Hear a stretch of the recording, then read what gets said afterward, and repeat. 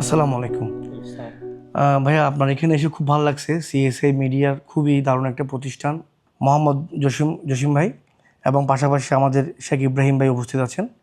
তো এই ভিসার সংকট সমাধানে কি করা উচিত আমাদের? অনেকে বলছে ট্রান্সফার চালু হোক বা অনেকে অনেক কিছু ধারণা আসতেছে যেগুলো আমরা ফেসবুকে বা সোশ্যাল মিডিয়াতে দেখতেছি। আপনাদের কাছে এই ধরনের ভিসা অ্যাকচুয়াল এটা দোষ আমাদেরই। আমরা করি কি, যে কোনো একটা ধরেন কিছুদিন আগে শারজা গভর্নমেন্ট ফ্লেক্সিবিলিটি দিছে লাইসেন্সের উপর 6 জন 8 জনও ভিসা লাগাইছে, কিন্তু এটা কিছু এক দল আছে যেগুলা এটা বিক্রি করার জন্য মার্কেটিং স্কিল নট গুড। এরা করে কি সোশ্যাল মিডিয়াতে দে ভিসা বিক্রি is a kind of crime. আচ্ছা, ভিসা বিক্রি করা is a kind of crime. কারণ 8 জন ইনভেস্টার বানাইছে, ওই 8টা লেবার এগুলা ইনভেস্টার হতে পারবে। আর যদিও বা এই ফেসিলিটি আমরা ইউজ করতেছি, কিন্তু আমরা এটা সোশ্যাল মিডিয়াতে না দিই যে আমি ভিসা এখানে ভিসা 8 জন হচ্ছে 10 জন হচ্ছে। আমাদের যত নিউজ এখানে আছে সোশ্যাল মিডিয়াতে এগুলো সব কিন্তু ইউএই গভর্নমেন্ট ফলো করতেছে। কারণ ইউএই গভর্নমেন্ট যদি ফলো না করে, ওরা যদি এই দেশটাকে সিকিউরিটি না রাখে, আমরাও সেফলি চলতে পারবো না এখানে। তো এদেরকে আমরা রেসপেক্ট জানাই, ওরা যে আমাদেরকে ফলো করতেছে। তো সকল প্রবাসী বাংলাদেশিদের রিকোয়েস্ট করতেছি, সোশ্যাল মিডিয়া মার্কেটিং থেকে একটু দূরে থাকবে। এগুলা is a not a kind of marketing. এই মার্কেটিং সবাই দেখে, এটা মার্কেটিং না। আর সবাই দেখি যে ফেসবুকে বলে এই সহযোগিতা করবে, এরে হেল্প করবে, আদৌ কিন্তু সহযোগিতা না এরা। এই যে টাইপিং সেন্টার, ট্রাভেল এজেন্সি লিখতেছে ক্যান্সেল করতে না পারলে আমাদের সাথে যোগাযোগ করো, আমরা সহযোগিতা করবো। No, this kind of business. কেন সহযোগিতা তো করে চ্যারিটির লোকগুলা। এই যে ট্রাভেল টাইপিং সেন্টার বা ট্রাভেল এজেন্সি যে বলতেছে সহযোগিতা করবে, ওর প্রোফাইল গিয়া দেখো। আজকে যদি গাড়ি তাকে ওর কাছে করোলা, পরের বছর গিয়া ফ্রাড হয়েছে, তারপরে গিয়া রেঞ্জ রোভার হয়েছে, তো এরা অ্যাকচুয়াল সহযোগিতা করতেছে না।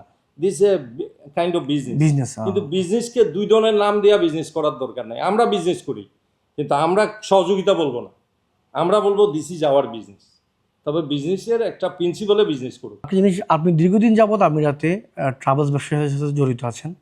আমরা দেখতেছি citizen source international business centre, যেটা আপনি সম্প্রতি চালু করেছেন, এই ব্যবসার সম্পর্কে যদি আপনি কিছু বলেন আমাদের বাংলাদেশ সম্পর্কে। এই ব্যবসাটা হচ্ছে এখানে দুবাইতে, আজকে জানি না আমি, তবে আফটার 6 মান্থ, আফটার 1 ইয়ার, বেলিট অফিস ছাড়া কেউ বিজনেস করতে পারবে না এখানে।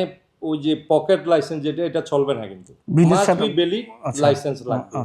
তো এখন যারা থেকে ইজারি নেয় ওরা অথেন্টিক না।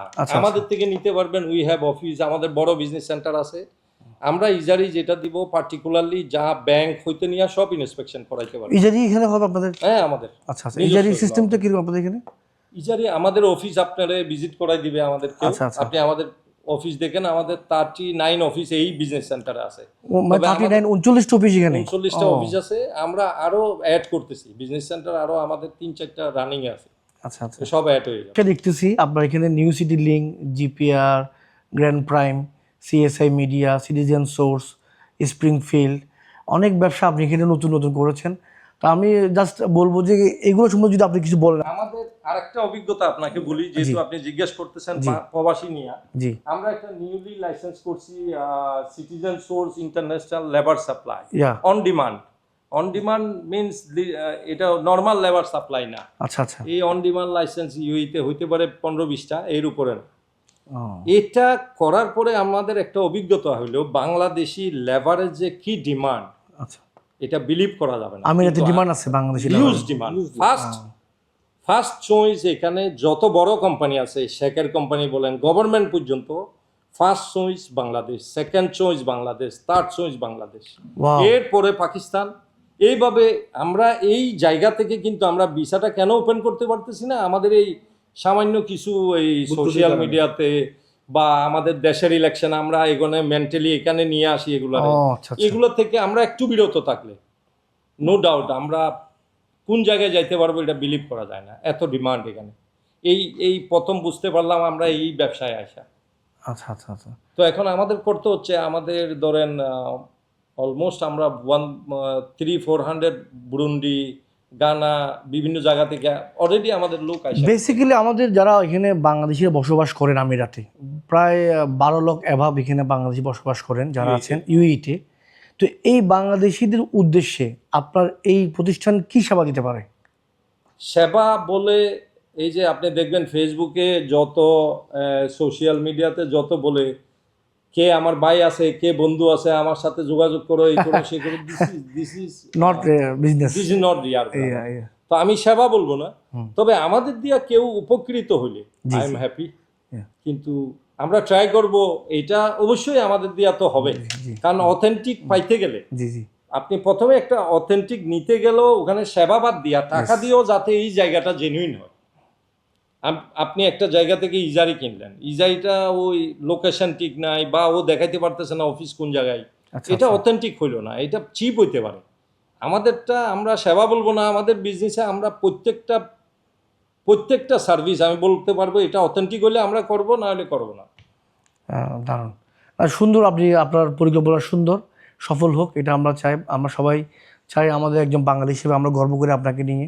আপনার দারুণ একটা উদ্যোগ, এটা উত্তর বৃদ্ধি কামনা করি। ধন্যবাদ সবাইকে। আপনারা শুনেছেন আমাদের এই আমিরাতে বসবাসরত প্রবাসীদের উদ্দেশ্যে আমাদের যেই আমিরাতের ব্যবসায়ীদের উজ্জ্বল নক্ষত্র আমাদের জসিম সাহেব, উনি বলেছেন যে আমিরাতে যারা বসবাস করে আমিরাতের শৃঙ্খলা মেনে চলে আমাদেরকে যেন চলি আমরা। ধন্যবাদ সবাইকে।